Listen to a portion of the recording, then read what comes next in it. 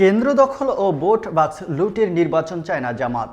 জামাতে ইসলামী নির্বাচন চায়, তবে বিগত ৫৪ বছরের ইতিহাসের কেন্দ্র দখল ও ভোট বাক্স লুটের নির্বাচন চায় না বলে মন্তব্য করেছেন দলটির নায়েবে আমির সাবেক এমপি ডাক্তার সৈয়দ আবদুল্লাহ মোহাম্মদ তাহের।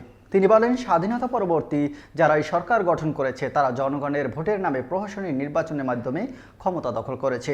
এজন্য জামাতে ইসলামী বারবার দাবি জানাচ্ছে জনগণের ভোটাধিকার নিশ্চিত এবং জনগণের প্রতিটি ভোটের মূল্যায়নের জন্য রাষ্ট্রের মৌলিক সংস্কার করে পিআর পদ্ধতিতে জাতীয় সংসদ নির্বাচন দিতে। কিন্তু জামাত যখনই সংস্কারের কথা বলছে, একটি দল প্রচার করছে জামাত ইসলামী নির্বাচন নিয়ে ষড়যন্ত্র করছে। অথচ যারা সংস্কার ছাড়া হাসিনা মার্কা নির্বাচন চায় তারাই জাতির সঙ্গে প্রতারণা করতে সংস্কারের পরিবর্তে যেনতেন নির্বাচন চায়।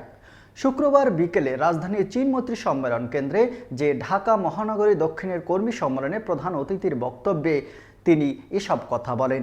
ভোট চুরি কেন্দ্র দখলের চিন্তা না থাকলে সংস্কারে আপত্তি কেন প্রশ্ন রেখে তিনি বলেন, রাষ্ট্রের মৌলিক সংস্কার গণহত্যার বিচার শেষ করে পিআর পদ্ধতির নির্বাচনে আসেন। বড় দল কোনো দলের মৌলিক পরিচয় হতে পারে না। মৌলিক দলকে জামাতের অনুসরণ করে রাজনীতি করার আহ্বান জানিয়ে বলেন, তাহলে দেশ ও জাতির কল্যাণ হবে।